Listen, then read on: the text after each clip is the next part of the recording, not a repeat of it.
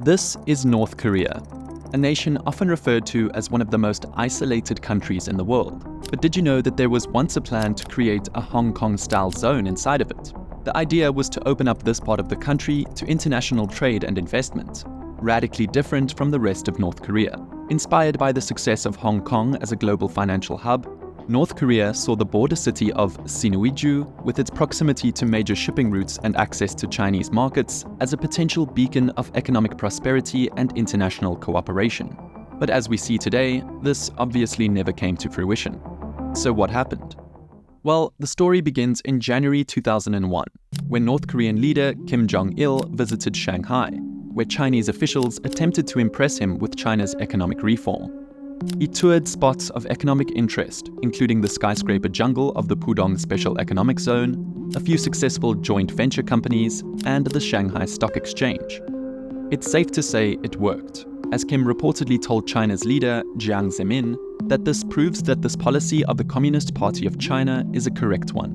But perhaps what interested him the most was his stops at greenhouse farms on the outskirts of Shanghai, where he saw food could be grown year-round.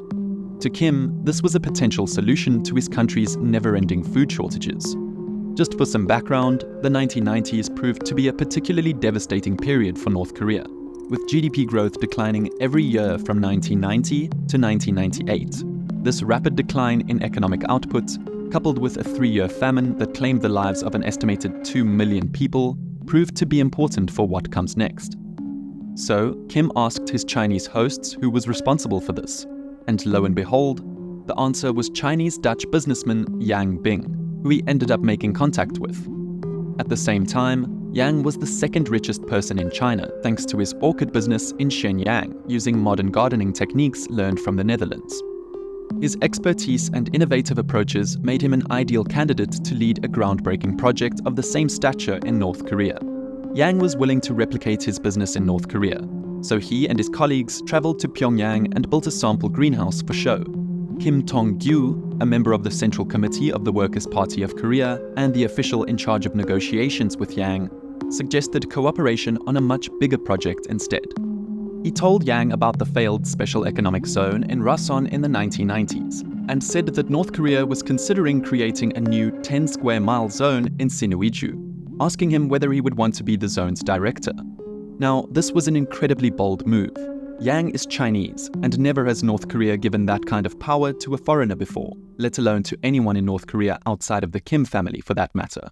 But even then, Yang wasn't quick to accept the proposal. He agreed in principle on his next visit to Pyongyang, but with some conditions. He wanted the zone to be enlarged from the 10 square miles to 51, meaning that the bridge that connects China to Sinuiju, aka the Sino-Korean Friendship Bridge, would be included in the area as well. Most importantly though, he was dead set on the area not being a Special Economic Zone, or SEZ for short, but rather a Special Administrative Region, or SAR. The reason for this is because an SEZ simply has a special economic regime, while an SAR has autonomy in almost every area except defense and foreign policy.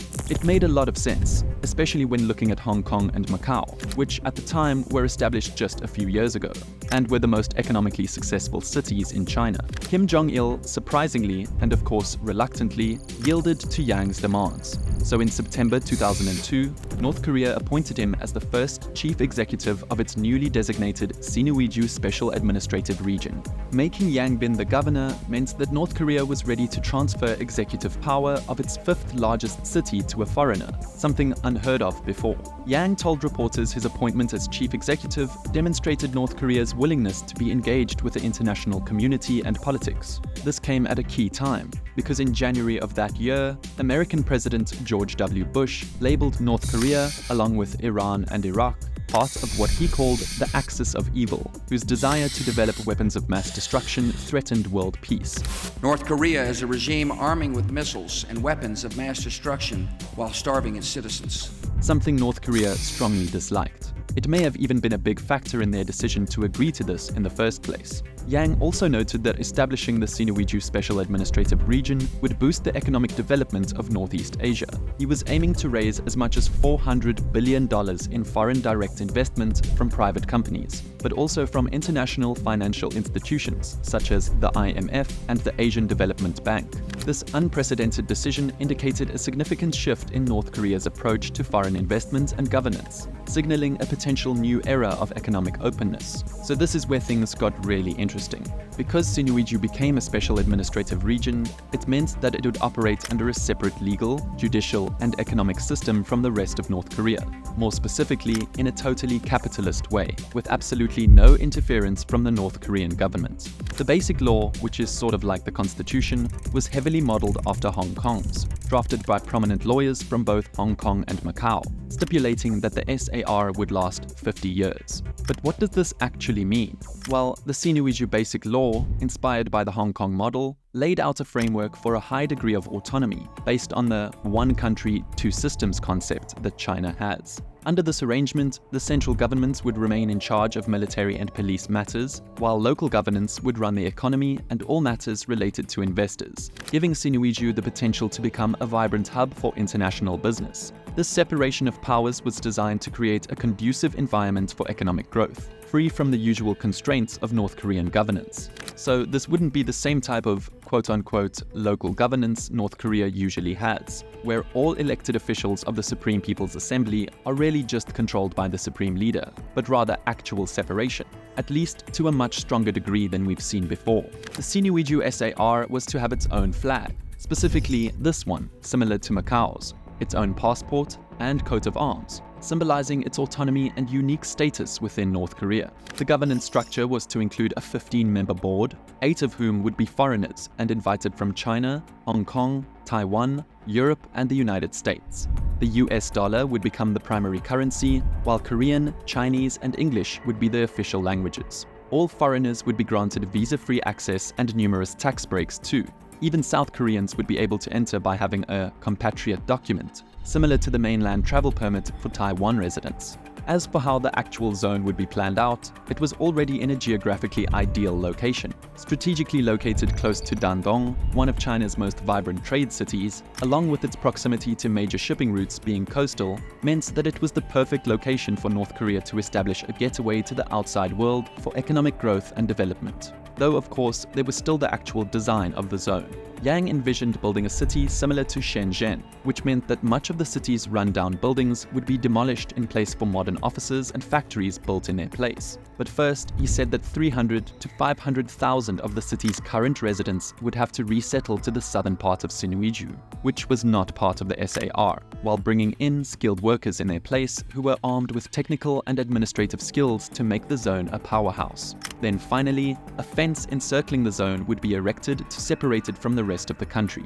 Yang Bin was all set to move to the Sinuiju SAR permanently by the end of October and assume his position as leader. Yet, in an insane twist of fate, he was arrested right before this, on October 4th, by Chinese authorities, and sentenced to 18 years in prison on charges of tax evasion and other economic crimes. Now, many of the charges were related to the building of Holland Village, a 220-hectare Netherlands-themed development project in the suburbs of Shenyang, similar to how China has copied other Western cities, such as Tianducheng, modeled after Paris, or Hallstatt, modeled after, well, Hallstatt, Austria, and Jackson Hole, modeled after Jackson, Wyoming. Included among the charges was the building of properties on land originally acquired for agricultural use. But some say there were more sinister reasons for this due to its timing. See, China wants North Korea to develop. I mean, they basically gave them the idea for all this back when Kim Jong-il was visiting. But it has to be on their terms. It's widely suspected, if not acknowledged even, that Beijing quickly took this move to stop the Sinuiju SAR in its tracks, after subtly suggesting in an official press release by the Chinese Ministry of Foreign Affairs afterwards that China developed its own socialist market economy with Chinese characteristics, based on its very own situation, and this model might not necessarily be suitable for other countries. In other words, given that Yang Bin and Pyongyang wanted to turn Sinuiju into a trade and financial service hub, it meant an economic development strategy that could have potentially competed with the already struggling Chinese Northeast. If China had allowed North Korea to lead economic integration initiatives, it would have remained a passive participant in their economic opening. This would have restricted China's ability to influence the development of cross-border economic integration and its gradual economic expansion into North Korea. On top of all this, North Korea chose to leave China in the dark about its plans, only notifying the Chinese ambassador in Pyongyang on June 10, 2002, that an SAR would be opening in Sinuiju 3 months later. And I think it's safe to say that China was not impressed by the prospect of having another Hong Kong on its northeastern frontier. So, as a result, Beijing chose to block the creation of the Special Administrative Region and pursue economic engagement strategies driven mainly by small-scale, private Chinese enterprises. Now, the message was clear. Any development close to China's borders must be endorsed by Beijing. In the end, this abrupt end to Yang Bin's involvement brought the entire project in Sinuiju to a standstill, where it was widely believed the project had been abandoned. This was at least the idea until 2013, when North Korea revealed new plans for it, announcing the creation of the Sinuiju Special Economic Zone, before being further rebranded into the Sinuiju International Economic Zone in 2014. The goal this time was the same as before, to turn Sinuiju into North Korea's Hong Kong. But this, as you can see, is a politically much less ambitious project than the Special Administrative Region idea, which is unsurprising since it's been entirely designed by the state-owned Sinuiju Zone Development Corporation with no outside help. The size of it would be reduced to just 15 square miles from its original 51. The actual zone would be moved to southern Sinuiju and the neighboring Ryongchon County, where both the Chinese and North Koreans built the new Yalu River Bridge, which after years of delays is finally about finished to be a replacement for the current Sino-Korean Friendship Bridge. Currently, the Sinuiju SEZ is about 68% rural land, 19% residential, and only 8% industry. While the rural areas are expected to disappear and residential districts to shrink slightly to 16%, industry is expected to eventually occupy 28% of the zone. So if we look again at the map of how it's supposed to be planned out, Sinuiju would need an almost complete makeover to turn the existing city into an international-level city. But this is a stated objective of the plan. The basic idea is to develop various sectors like finance, manufacturing, tech, international logistics, and trade-related services. The plan also necessitates a new thermal power plant and a comprehensive wastewater treatment system, bearing a striking resemblance to Raeson's SEZ and others in the country. In mid-November 2018, Kim Jong-un himself inspected a vast-scale model of redevelopment plans for Sinuiju aimed to demonstrate North Korea's commitment to modernizing Sinuiju and attracting international attention. The model showcased a modern, vibrant city with high-rise buildings,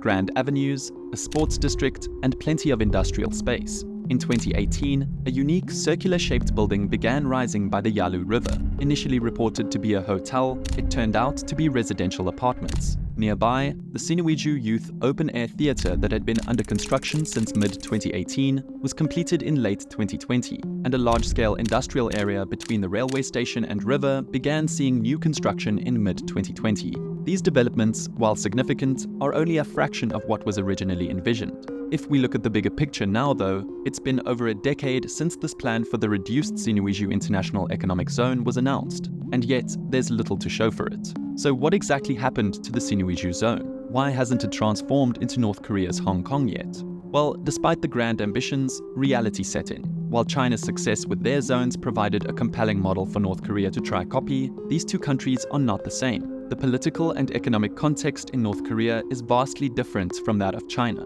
See, China had the political will and capacity to implement sweeping economic reforms, while North Korea's leadership has remained much more cautious and conservative in terms of everything. They just couldn't be okay with giving up that much power in the end. To understand why both the Sinuiju SAR and SEZ struggled, we need to look at the broader context of North Korean economic policy. Internally, North Korea faces significant challenges in implementing economic reforms. Since its founding, the country has been heavily reliant on a centrally planned, unified economy. This system, characterized by state ownership of all means of production and strict government control over economic activity, has long conflicted with the principles of free market capitalism. Even if this area was to function independently of North Korea, they just don't want to open up a part of their country to the world. Economic openness and foreign investment are viewed as threats to the regime's stability, so the country's leadership is deeply suspicious of any changes that could undermine its control. As a result, any attempts at reform are carefully controlled and limited in scope.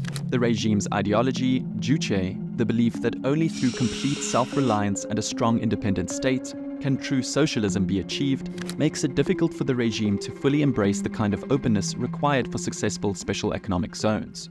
After all, if you have a zone with complete freedom just miles away from arguably the most isolated country on Earth, then some stuff is bound to make its way into the Hermit Kingdom. And North Korean leaders don't want this. They don't want their citizens finding out about the outside world. It's too risky and can destabilize the country when they realize how bad they have it. So instead, North Korea just plays it insanely safe. Therefore, despite aspirations for special economic zones or regions like Sinuiju, the regime's desire to maintain strict control over the economy and society often stifles necessary economic modernization and international cooperation. This inherent contradiction makes it challenging for North Korea to create a truly conducive environment for foreign investment. And this isn't even taking into account all the international sanctions North Korea is under due to its nuclear weapons program that they show no signs of stopping. The heaviness of these sanctions severely limit the country's ability to engage in international trade, even if by somehow they become more open. The unpredictability of the North Korean regime makes it too risky for investors to commit to long-term projects. Foreign investors need assurance of stability and consistency, neither of which are guaranteed in North Korea. This is why, despite them offering companies a 100-year lease in exchange for development, no one's really biting. In the end, Pyongyang's leadership genuinely wants to modernize the economy, but at the same time doesn't want to change the existing social and political structures. They're constantly searching for shortcuts, such as tiny special economic zones, that'll boost its dysfunctional economy without having to conduct comprehensive systematic reforms. Here's a map of just how many there are now. In 2013, they launched 14 zones. In 2014, they launched 7. And in 2015, they launched 2, all with similar results of almost no effect save for the very few Chinese investors. Because for most Chinese investors, let alone South Korean ones, why bother with the risks of operating in North Korea when you can take advantage of its labor on the Chinese side of the border, with much superior infrastructure and access to a working financial system? So at the end of the day, North Korea's economy will only really take off like it wants to when they finally open themselves up. As for if that'll ever happen, well, that's about as likely as a North Korean Hong Kong happening with nothing changing. Thank you for watching, and I'll see you in the next one.